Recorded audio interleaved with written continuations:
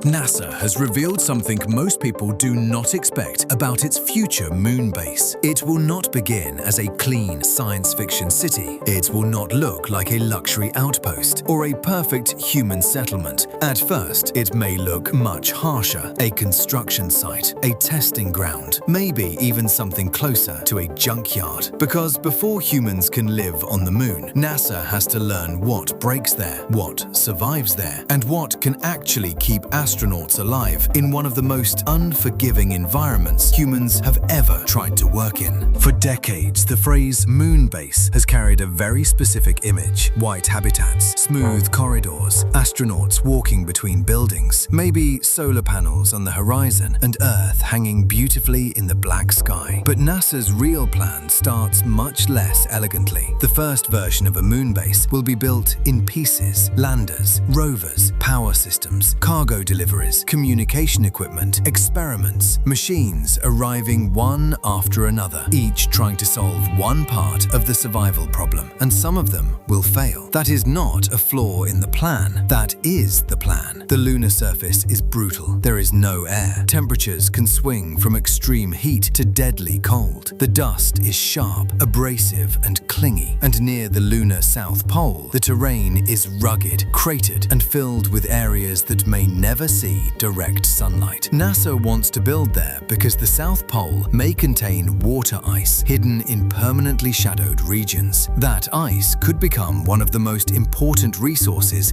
in space exploration. But before any of that becomes normal, NASA has to prove it can operate in the environment. That means testing systems in real conditions. It means sending robotic missions before long-term human stays. It means learning how to move across the surface, generate power, communicate, store supplies, and protect astronauts from radiation, dust, isolation, and mechanical failure. This is why the first moon base may not look inspiring at all. It may look messy. Broken rovers, empty landers, cables, tracks in the dust, experimental hardware scattered across a landscape where every task is harder than it should be. If you want to follow the future of human space exploration as NASA builds toward the moon and Mars, consider liking and subscribing. The deeper story is that NASA is not trying to build a moon base because the moon is comfortable. It is building one because the moon is close enough to fail on, learn from, and try again. Mars is months away. The moon is only days away. If astronauts are ever going to live farther from Earth, they need a training ground, a place to test habitats, power systems, surface vehicles, resource extraction, and emergency survival before those same lessons are needed much farther away. So the first moon base will not be beautiful because it is meant to be beautiful. It will be beautiful because it is real. The future of the moon may not begin with a perfect colony. It may begin with dust-covered machines sitting in silence, failed experiments beside successful ones, and astronauts learning how fragile human life becomes when Earth is no longer beneath their feet. That is what makes this new era different from Apollo. Apollo proved humans could reach the moon. The next challenge is proving we can work there, build there, survive there, and slowly turn a hostile world into a place where exploration can continue. The first moon base may look rough, but every permanent frontier starts that way.